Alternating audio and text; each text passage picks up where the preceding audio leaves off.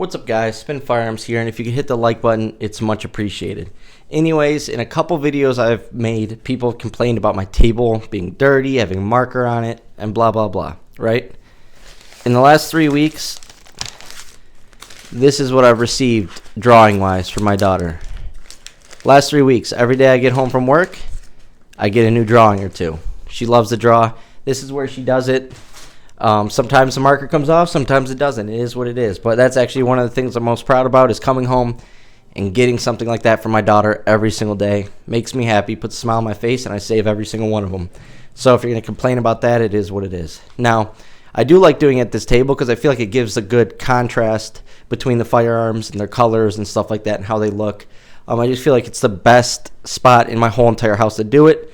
So we're sort of sharing the table, obviously, throughout the day. So it is what it is.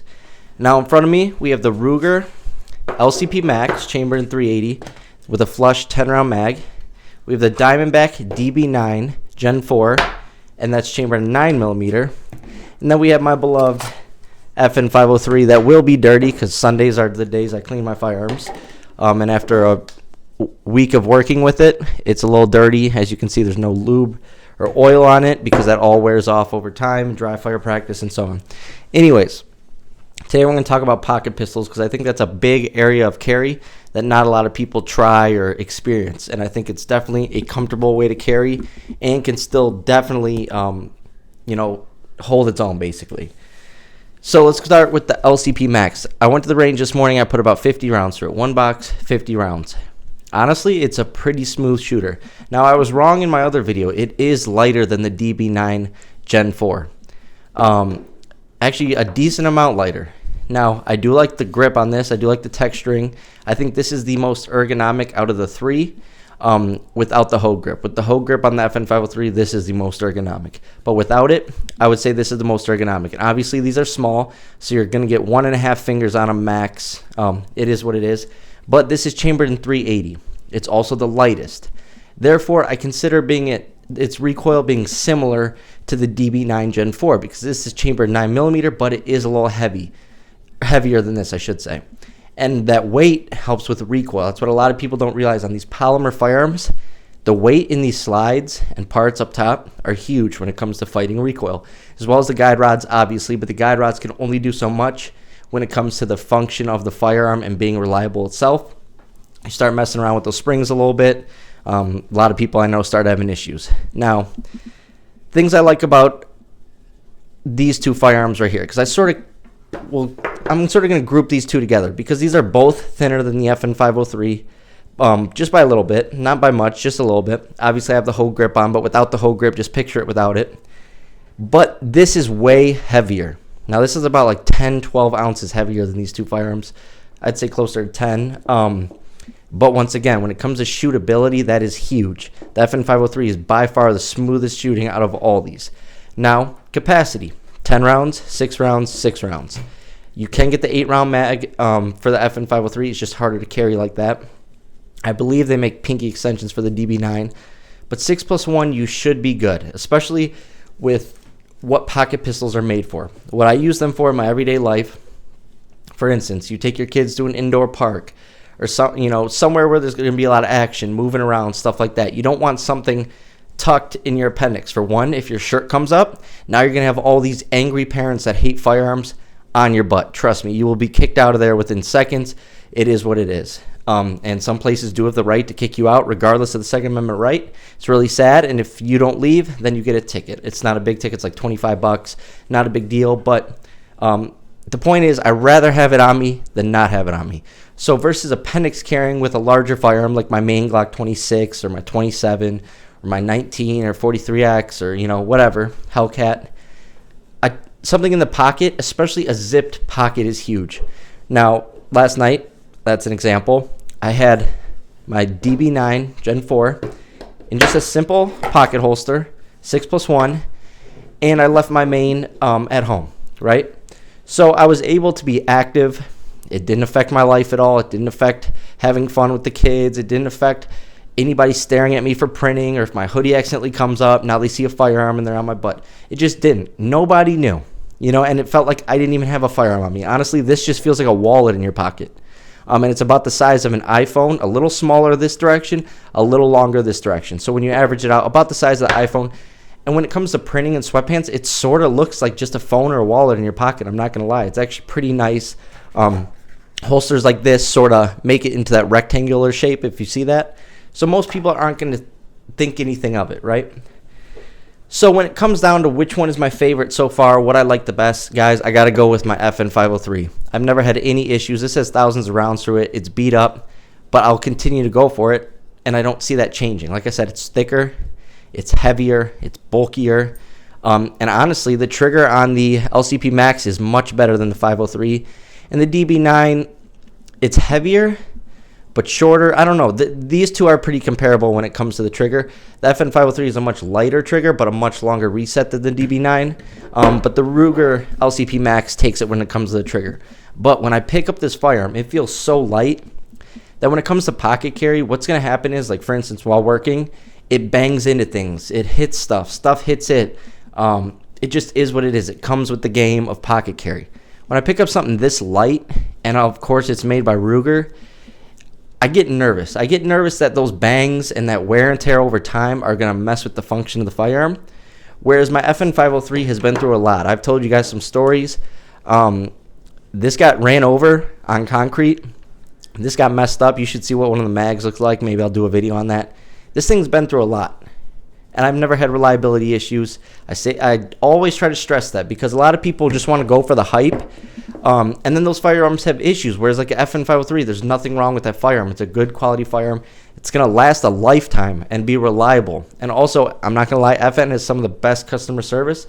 Now, I haven't had to use them, but I did call them. I'm like, after it got hit by a car, I'm like, is there a way I can get a new frame? And they're like, yeah, we'll take care of you. But they're like, is it infecting the function of the firearm? Because they said should be able to handle that. And they were right. It's not affecting the function. It just is beat up. So I've had no reason to go after that new frame. Something like this makes me very, very nervous because it's so light. It almost feels like a toy. It feels fake. It feels like the slide isn't even made of metal. Honestly, it feels like this is a plastic slide. It has an awesome recoil assembly on it. I really like it. Very easy to rack the rounds. The magazines have been great. And like I said, a smooth shooter. It comes with awesome sights, blacked out rear with texturing. Some people like the texturing, some don't. I do like the texturing. Then that white outline tritium front sight. And it's cheap. Now, the cheapest out of all these are like 3 different price ranges in the firearm community. About $215. I think this was like $330 to $350. And this was $500, right? But you pay for what you get, right? Even though I haven't had any issues with the DB9 Gen 4 yet, about 150 rounds, who knows the long-term durability of this firearm? When it comes to the long-term durability of this firearm right here, I trust it. I don't see anything happening in my FN503 until super high round counts. Like I said, it has thousands of rounds through it. Never one malfunction. I've shot it with sawdust and dust coming out the end, dropping down. I mean, it was ridiculous and just ran. It makes me nervous with stuff like this, right? But if you're not working in a dirty environment like I do for a living, and you're just pocket carrying in your average gym shorts or sweatpants on the weekend or whatever, you're not going to run into those issues. I mean, let's be honest. How many people do you see at the range shooting firearms this small? You just don't see it. Now, you should. My goal as I pocket carry stuff like this would be to put maybe a box or so a month through them, right? Just get used to them, make sure they're still reliable, and also the number one most important thing, a box of hollow points through them. Doesn't matter cheap hollow points, but preferably the hollow points you are going to be using in these firearms. But like I said, I just can't get myself to say, okay, I'm going to carry these 2 small, super light, almost fake feeling firearms in the environment that this has gone through. It's just because this is like built like a tank, and this is built to be what it is, light, and that's awesome. Like on the weekends, this is going to be my go-to pocket pistol right here. But when it comes to 5 days a week working, it's going to be my FN503. My DB9, the reason I carried that last night is I didn't have my Ruger tested yet. I didn't put any rounds through it. Where I put rounds through the DB9, it's actually a very smooth shooter. When it comes to the shootability, I would say these two recoil-wise are very similar. Like I said, 380 but lighter, 9mm but heavier. Very similar. I do like the sights better on the DB9 than all of these. Then I would say the Ruger, then the FN, but I do have new night sights for my FN503 I need to put on there. But honestly, these are all great options. It's just about what you're going to do with them. And you know your lifestyle better than anyone else. Therefore, you can't go to videos like this and just say, okay, boom, I'm going to choose this. Boom, I'm going to choose this. You know what you do for a living. You know when you carry, how you carry, and so on. I just think there's a great way to carry, be comfortable, and always have a firearm on you versus risking it in some certain situations, having an embarrassing moment with another mom or dad that's, not into firearm. You know what I mean? Just, it's a great way for deep concealment, get off me gun, or even a backup pistol. Like I said, I've been carrying this as a backup. I've carried my FN503 as a backup a lot to my Glock 26 in certain situations. For instance, going to large crowds, like environments with large crowds, tons of people, just chaos everywhere.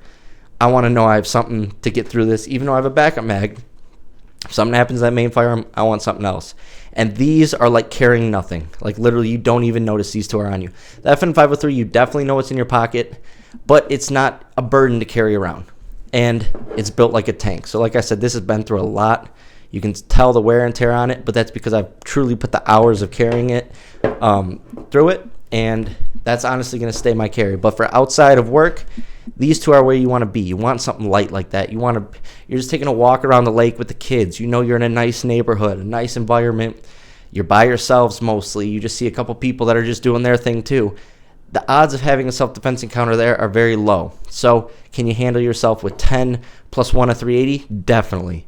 And a backup mag? By far. 6 plus 1 a 9mm? Of course. Plus a backup mag? Yes. There's no doubt about that. People have been carrying revolvers for years. It is what it is. Mostly backup mags are for reliability issues, not capacity issues. Anyways, these are 3 great options, guys. I'm proud to own each and every one of these, but I'm most proud of my FN503. When I got this, a lot of people were saying, oh, they're late to the game. I got it when it first came out. They're like, oh, this should have been dropped around the Glock 43 time. And I was like, okay, that's fine. Honestly, I didn't like it at first. I barely carried it. And then I put this whole grip on, and I was like, oh, my goodness. This thing is a beast. The way it shoots is so smooth. It's so clean. It has very little recoil for how tiny it is, and that's definitely huge for shootability, shot placement, being able to get back on target fast, stuff like that. So I'm definitely proud of my FN503. But, these are all in different price ranges, so you got to go with what you can afford at the moment. But I trust my life with all of them. But there's only one way to trust a firearm, and that's by you guys testing them yourselves. Anyways, thanks for watching, guys. Hit that like button. Appreciate it.